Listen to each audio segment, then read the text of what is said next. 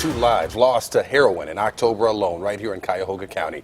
20 of those deaths in the city of Cleveland and more than half reported in our county suburbs.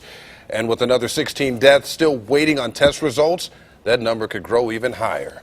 Only on News 5, much of the nation is searching for an answer to the devastating heroin epidemic. But none so much as Ohio, which is #1 in the country when it comes to heroin deaths.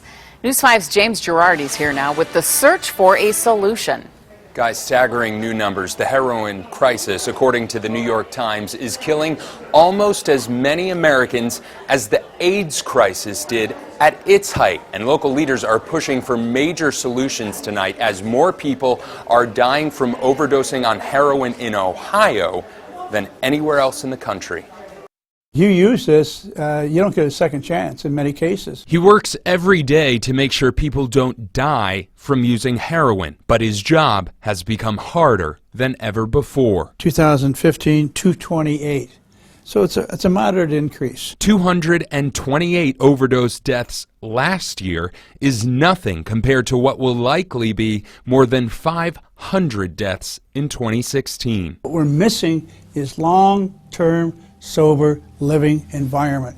Not just 2 or 3 months, 6 or 7 months. Bill Dennehan says local governments are so overwhelmed in Ohio, where one study says 1 in every 9 overdose deaths occurs, there are no beds left in recovery centers to help addicts trying to stay sober. We can't be saying to people anymore, wait a week or two. That's not the right thing to do.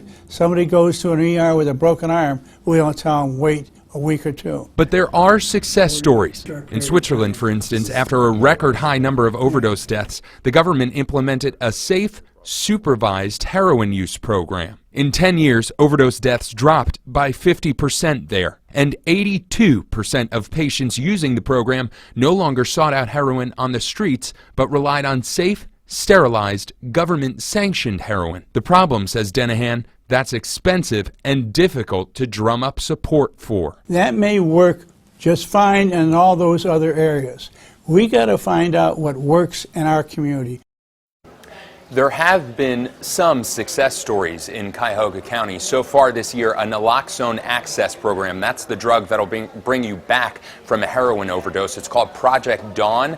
It saved more than 200 lives. Clearly, though, a lot of work left to be done. Reporting live in the newsroom tonight, I'm James Gherardi, News 5.